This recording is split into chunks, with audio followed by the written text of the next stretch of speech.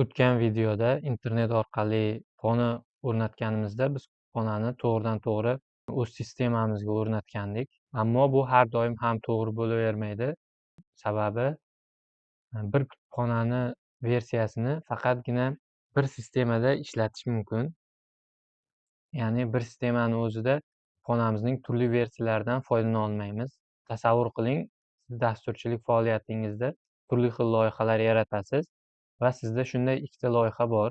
Birinchi loyihangizda quyidagicha kutubxonalar va ularni versiyalaridan foydalanyapsiz. Ikkinchi loyihangiz uchun ham oldin ishlatgan kutubxonangiz kerak, ammo boshqa versiyada. Bunday holatda dasturni ishga tushirsangiz, o'zaro nosozlik kelib chiqadi, ya'ni ziddiyat paydo bo'ladi va xatolik kelib chiqadi yoki faqatgina eng so'nggi versiya o'rnatilib qoladi, ya'ni o'zingiz xohlagan versiyadan foydalana olmaysiz. Pythonda bunday muammolarni yechish uchun virtual muhit degan tushuncha mavjud. Virtual muhit bu nima? Virtual muhit biz yaratayotgan loyihani alohida muhitda yoki alohida sistemada ishlatadi deb tushunsangiz bo'ladi. Ya'ni shunday muhit hosil qiladiki, u yerda qilgan ishlarimiz, o'rnatgan kutubxonalarimiz barchasi o'sha muhitni o'ziga tegishli bo'ladi.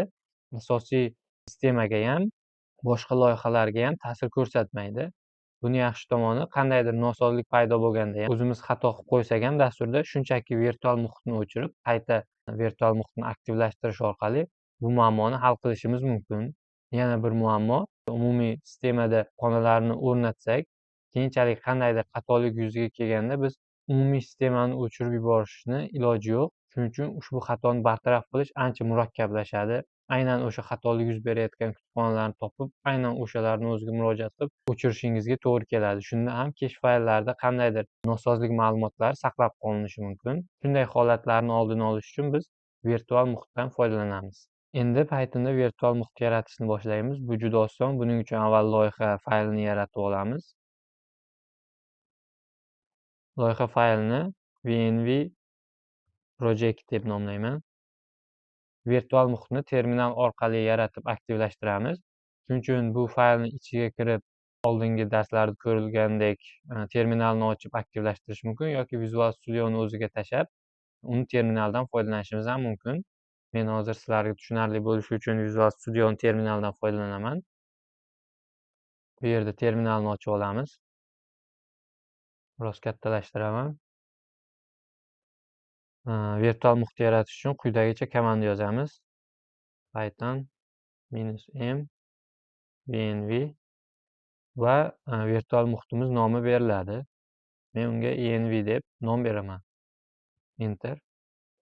Hozir virtual muhitimiz yaratilyapti. Mana bu yerda env biz bergan nom bilan yaratib bo'lindi. Endi ushbu virtual muhitimizni aktivlashtirishimiz kerak. Ya'ni aktivlashtirganimizdan keyin barcha biz o'rnatadigan kutubxonalar, modullar barchasi asosiy sistemaga emas, mana shu env ichiga o'rnatiladi.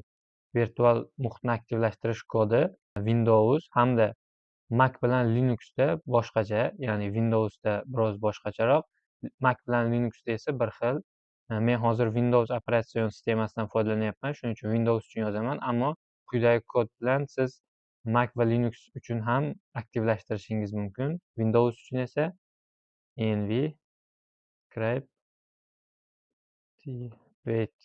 activate buyrug'i bilan keyin enterni bosamiz. Quyidagicha virtual muhitimiz nomi chiqib qolsa, demak aktivlashtirgan bo'lamiz. Hozir virtual muhitimiz aktiv holatda. Endi ushbu muhitga o'zimizga kerakli bo'lgan kutubxonalarni o'rnatishimiz mumkin. Misol uchun, o'tgan videoda ko'rgan Google Translate kutubxonasini o'rnatib ko'rsataman.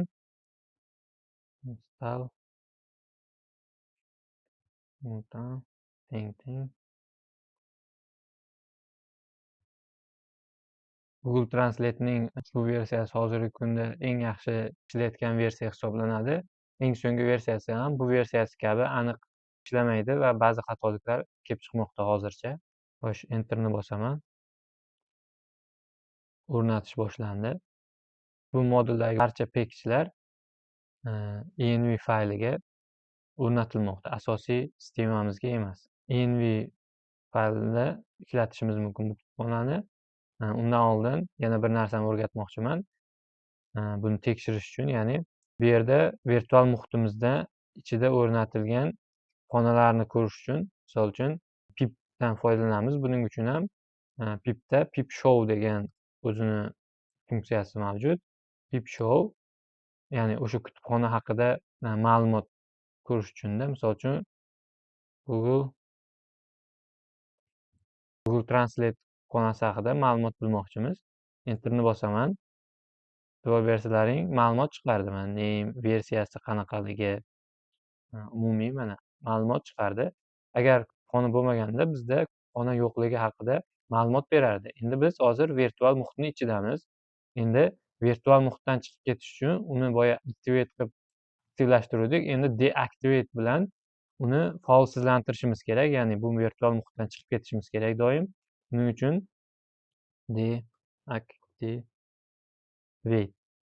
deactivate buyrug'ini yozamiz va enter bosamiz. Endi virtual muhit ichidan chiqib ketdim mana. Bu yerda yo'q. Yana bir-ikki enter bossam mana.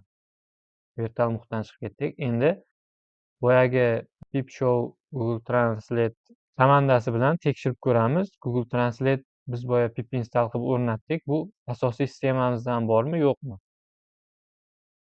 Endi enterni bosaman. Mana, e'tibor bergan bo'lsa, not found Google Translate. Bunday xona mavjud emasligini aytyapti. Sababi biz uni virtual muhit ichida o'rnatdik va virtual muhitimizni aktivlashtirdik. Endi barcha kutubxonalar o'rnatganimizda, ya'ni virtual muhitni aktivlashtirib, qanday kutubxona yoki modul o'rnatsak, uni ichida aktivlashadi va xatolik yuzaga kelsa ham, uning ichida xatolik yuzaga keladi. Umumiy sistemaga ta'sir qilmaydi yoki boshqa loyihalarimizga ta'sir qilmaydi.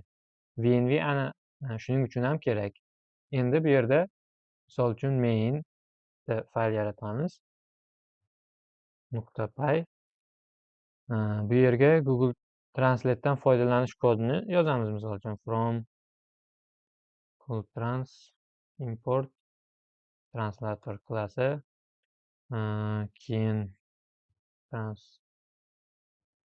translator deylikda, klass olaylikda, keyin natija deymiz bu safar ham.